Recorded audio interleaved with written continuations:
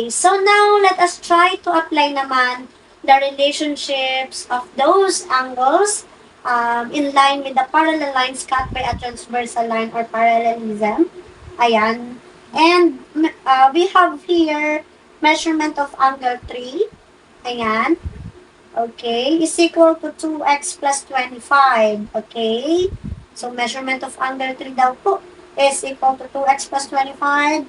And measurement of angle 6, this is angle 6, is x plus 75 degree. Okay, so what are we going to do in here is to find the value of x and find the measurement of angle 3 and angle 6. Okay? So for a while, I'm going to put a degree in here. Always remember, when you are having an angle, the measurement is always has a degree. Okay? Huwag niyo kalimutan na maglagay ng degree, especially kapag sa inyong mga assignment, quizzes, exam. Kasi minsan, kapag nakalimutan yung maglagay ng degree, it was considered wrong. Okay? So, dahil itong si angle 3 and angle 6 is, kailangan nating hanapin yung kanilang measurement. And ang unang yung gagawin is to identify what relationship do they have. So, si angle 3 and angle 6, kung napapansin nyo, they are alternate interior angles. Right? And always remember, alternate interior angles are congruent or they are the same measurement. Okay? Meaning to say, kapag ganito yung gagawin natin, kapag ganito yung problem, ayan, so kailangan, dahil sila ay congruent, i-equate natin sila to each other. So it's gonna be 2x plus 25, ayan, equals x plus 75. Diba? We need to equate it to each other kasi they are congruent. Okay? So the first goal is to find the value of x. Okay? Now, kapag ganito na yung nagawa nyo, through the relationship, because they are congruent, so they are equal, ayan, meron tayong equal sign, next na gagawin is to combine the like terms. So, alin ba ang magka-like terms dito? Siyempre, yung magka-like terms, yung merong variable, sila dapat magkasama. Yung walang variable or yung mga constant term natin, sila dapat yung magkasama. Dito si 2x, ang kasama niya dapat ay si x, right? So, pwede tayong gumamit ng transpose or pwede din naman, transpose is traditional method na to. Ayan. Kapag naman ngayong bago na is addition property of equality, subtraction property of equality. But right now, we're gonna do transposition. Okay? So, 2x, copy lang. So, si x dapat yung kasama niya. Ito naman talagang si x, lumilipat pa talaga ng iba, no? So, itong x, dahil siya ay positive dito sa kabila, kapag nilipat mo siya to the other side of the equal sign, magiging negative yan. So, magiging negative x yan. Okay? Palaging mag-change ng sign. Don't forget that. Kasi kapag nakalimutan niyo yun, of course, magiging wrong yung makukuha nating sagot. Okay? And then, we have equal. So, get 75. Kasi siya lang naman yung nandun na. So, siya lang yung hindi natin gagalawin. So, ilagay mo na lang siya dyan. And si 75, dapat yung kasama niya kasi si 25 eh. Kaya lang nandun pa siya sa kabila ni equal sign. So, ilipat natin siya dun sa kabila. So, si 25 dito ay positive. Therefore, sa kabila, magiging negative siya.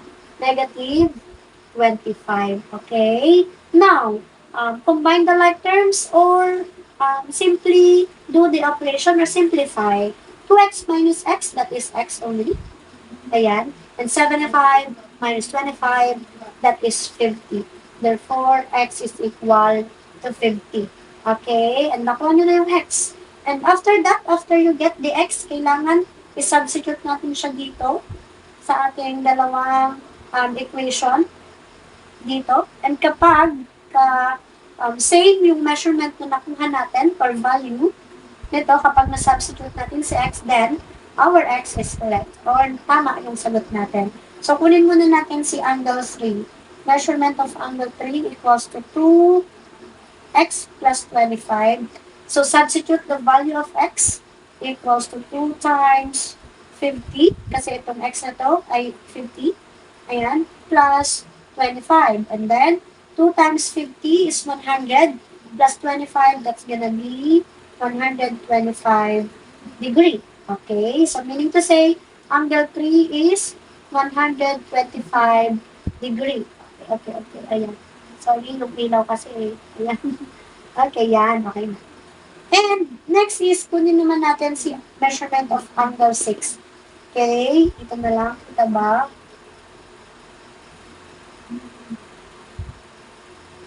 Okay, struggle is rin ako sa ilaw. Ayan. Measurement of angle 6 is, we have x plus 75. And then substitute the value of x, 50 plus 75. That's gonna be 50 plus 75 is of course 125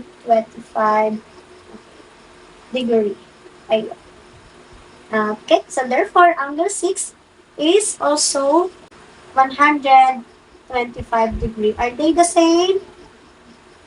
Yes, they are, because alternate interior angles are always congruent. Okay? Palagi po silang congruent. So, they are the same. And ganun lang kasimple i-apply ang mga conditions under the parallel lines copy at transversal line kapag magsasagot kayo ng ganitong klase ng mga equation or paghahanap ng mga measurement. Okay? So, ganun lang siya kasimple. Okay, so ngayon, itry naman natin to. Ayan. So, kanina, we have alternate interior angles. And ngayon, let us try to see kung paano natin masosolve ito. Ayan, so given measurement of angle 4, this is our angle 4, is 4x minus 31, okay? And angle 6, and this is our angle 6, 2x plus 7. Okay, the first thing to do is identify their relationship. So, angle 4 and angle 6, what relationship do they have? They are same side interior angles, right? Okay, so angle 4 and angle 6, syempre, they are same side interior angles, and diba, alam naman na natin that same side interior angles are supplementary. Kapag sinabi natin supplementary, therefore, yung dalawang angle na yan, kapag pinagsama, they are equal to 180 degree. So, always remember kapag pinagsama. Okay? Meaning to say, kapag inad natin tong dalawang to, therefore, dapat equal sila sa 180 degree. Kaya, para mag-get natin yung x, para makuha natin yung x, ipagsama natin sila. That's gonna be measurement of angle 4 plus measurement of angle 6 equal to 180 degree. Okay? That is the pattern or yung kailangan yung gawin kapag ganito yung situation and hindi nyo alam kung anong gagawin. Diba? So, you have 4x minus 31 plus 2x plus 7 equals 180 degree. Okay? Kagaya lang din ang kanina, combine the like terms lang din ulit. So, si 4x saka si 2x, syempre sila lang dapat magkasama. Pwede na natin silang i-add. 4x plus 2x is equal to 6x, di ba? And then, dahil si negative 31 tsaka si positive 7, mga constant term, kailangan kasama sila ni 180 degree. Okay, at ilagay na natin yung equal sign dito. Copy lang si 180 degree. And then, negative 31 will become positive 31 in here.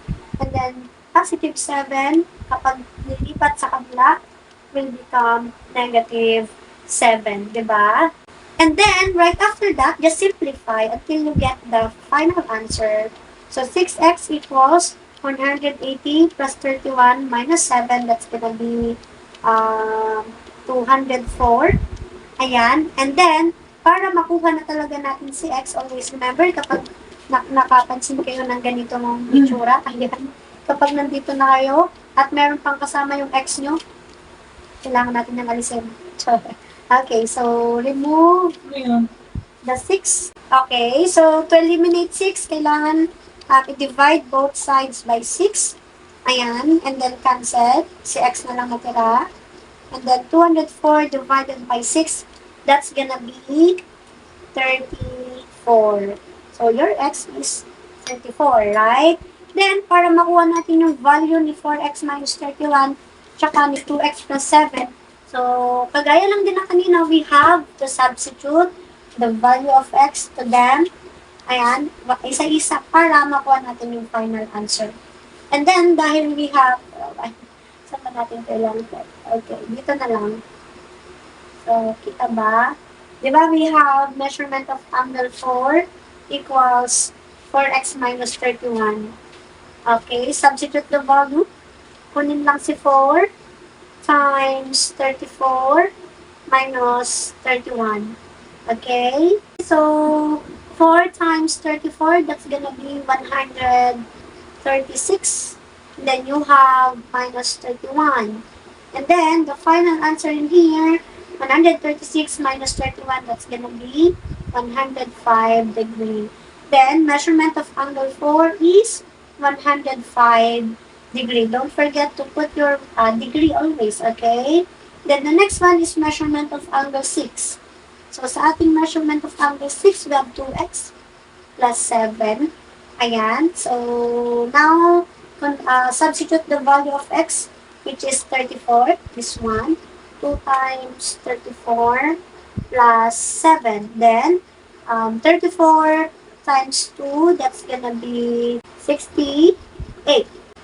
And 68 plus 7 is equal to 75 degrees. Therefore, measurement of angle 6 is 75 degree. And as you can see, 105 plus 75, that's gonna be 180 degree. And, diba, same side interior angles are supplementary, or kapag pinagsama, they are equal to 180 degree.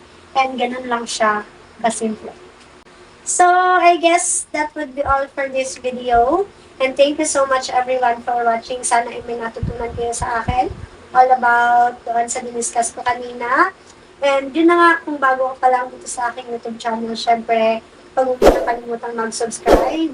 I-like tong video and hit mo na din yung notification bell down below para naman palagi kang updated whenever na magpo-post ako ng mga math tutorial videos. And marami na akong uploaded tutorial videos. You can always visit my playlist. Ayan, nakahiwalay doon yung pang grade 7, pang grade 8, pang grade 9, pang grade 10. I also have mga pang grade 11 na mga videos. So, check it out. And yun lang. Thank you so much, everyone. And always remember to make your day productive by gaining knowledge. Okay? See you and God bless everyone.